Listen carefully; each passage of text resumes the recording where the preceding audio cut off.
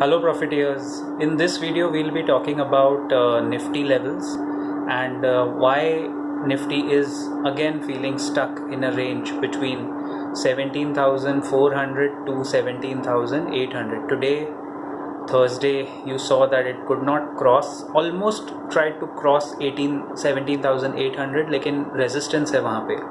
तो इस वीडियो में आपको ये भी समझेगा कि क्या क्या फैक्टर्स हैं, what are the factors that we have to look at on a daily basis to track the Nifty positions.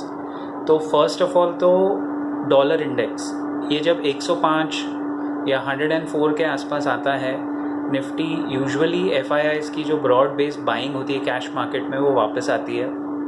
फ़िलहाल इट इज़ एट 110. कोविड 2020 जब पीक पे था डॉलर इंडेक्स वाज 92 गाइस. यानी आप सोचो कितनी बाइंग उस समय की है एफआईआईज़ ने. ये पहला इंडिकेटर है. Dollar index is a cumulative currency basket जिसमें यूएस डॉलर ऑब्वियसली सबसे बड़ा है and then there is Japanese yen and the other currencies including euros.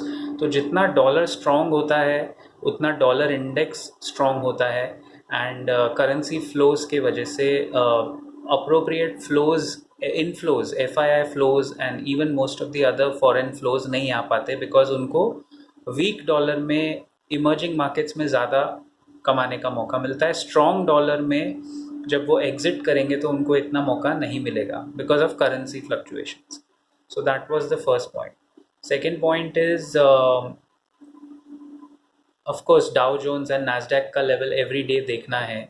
Nifty अगर आप देखें एफआईआई की कैश मार्केट में वेरी स्ट्रॉन्ग बाइंग चालू है सिंस द लास्ट वीक और सो एंड इंडेक्स फ्यूचर्स में वो शॉर्ट करके बैठे थे. They had sold index futures.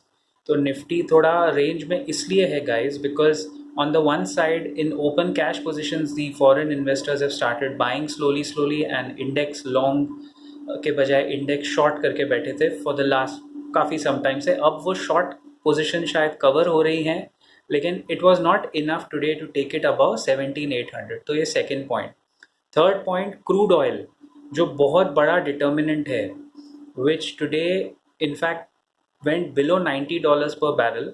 आपको याद होगा when the war between Russia and Ukraine broke out, crude oil had crossed $125 per barrel and for the most part of last 7 months it was around $120 या $110 per barrel.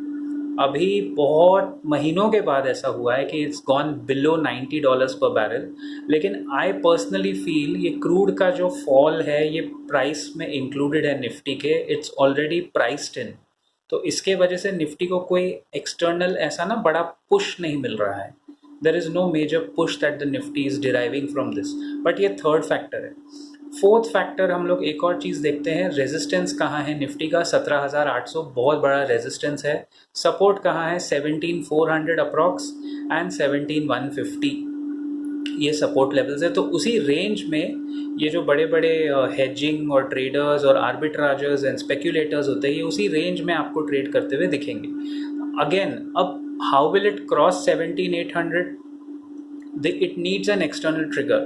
We thought that crude oil $90 के नीचे जाना एक trigger होगा लेकिन वो आज clearly काफ़ी नहीं था. Many times today we saw that Nifty tried to cross 17,800 लेकिन वो वापस वहाँ पे सेलिंग आ रही थी. तो ये जो पैटर्न्स हैं, if you try and study these patterns almost on a daily basis, आप एटलीस्ट निफ्टी का जो मूवमेंट है वो काफ़ी हद तक प्रिडिक्ट कर सकते हैं. निफ्टी के कॉन्स्टिट्यूएंट्स मैंने आपको बताए थे. Reliance, HDFC bank and Infosys हाँ 30% ऑफ द निफ्टी. तो वो भी कोई क्लियर डायरेक्शनल मूव उसमें दिख नहीं रहा है. IT इंडेक्स तो पूरा का पूरा नैस्डैक के हिसाब से चल रहा है. इसीलिए रोज़ रात को लोग नैस्डैक देख के सोते हैं एंड देन सुबह उठ के they decide their positions. You saw one more interesting thing today which is actually very rarely visible. Asian Paints and Pidilite जिनका 30-35% कॉस्ट क्रूड ऑयल है, जब क्रूड का भाव गिरता है ये दो स्टॉक्स ऊपर चढ़ते हैं. पिछले 2 महीने से पिडिलाइट हाई पे हाई लगा रहा है but Asian Paints is unable to cross a barrier. तो ये बहुत कम होता है. यूजुअली ये दो स्टॉक्स साथ में चलते हैं and today even when the crude oil went below $90, in fact it touched Brent crude की मैं बात कर रहा हूँ $88 पर बैरल. फिर भी एशियन पेंट्स वो बॉटल नेक क्रॉस नहीं कर पाया, वो ट्रिगर नहीं मिल रहा है। तो मुझे लगता है वो प्राइस्ड इन है। लास्ट फैक्टर जो आपको देखना है निफ्टी के लिए, वो है हमारा domestic inflows and retail investors क्या कर रहे हैं। DIIs and retail investors are continuously pumping in money, so that is why the Nifty hold on and did not break crucial support levels. तो ये तो अच्छा फैक्टर है, हमारे फेवर में है। बट अभी कल परसों एंड नेक्स्ट वीक मिस्टर पावल जो आज एक स्टेटमेंट देके बैठे हैं, अभी जब मैं ये वीडियो लेट नाइट बना रहा हूँ, आप देखिए मुझे क्यों बनाना पड़ा, because again bank of England ने 0.75% का इंटरेस्ट रेट हाइक किया है, 75 बेसिस पॉइंट्स। उधर मिस्टर पावल, जेरोम पावल जो है, जेरोमी नहीं जेरोम पावल, वो आके एक स्टेटमेंट दे देते हैं and the entire market sentiment हिल जाता है। आज भी शायद यूएस में यही होने वाला है, इनिशियली थोड़ा बाउंस हो रहा है और शायद बाद में प्रॉफिट बुकिंग आएगी। तो होल सेंटिमेंट ड्रिवन के वजह से निफ्टी एक डिसाइसिव मूव नहीं दे पा रहा है। सो फिलहाल तो ये है, but let us hope and let us see that the Nifty goes eventually, it has to go one way up. लेकिन इस तरह के मार्केट में अगर आप ट्रेडर हैं, फ्यूचर्स में ट्रेड कर रहे हैं, तो उसकी अलग स्ट्रैटेजी है। पोजिशनल ट्रेड है तो हमेशा 40% तक कैश अपने हाथ में रहना चाहिए। कभी भी अगर कोई गिरावट आए तो अप्रोप्रिएट लेवल पे एवरेजिंग करने के लिए। I will see you around in the next video very soon. Till then keep profiting.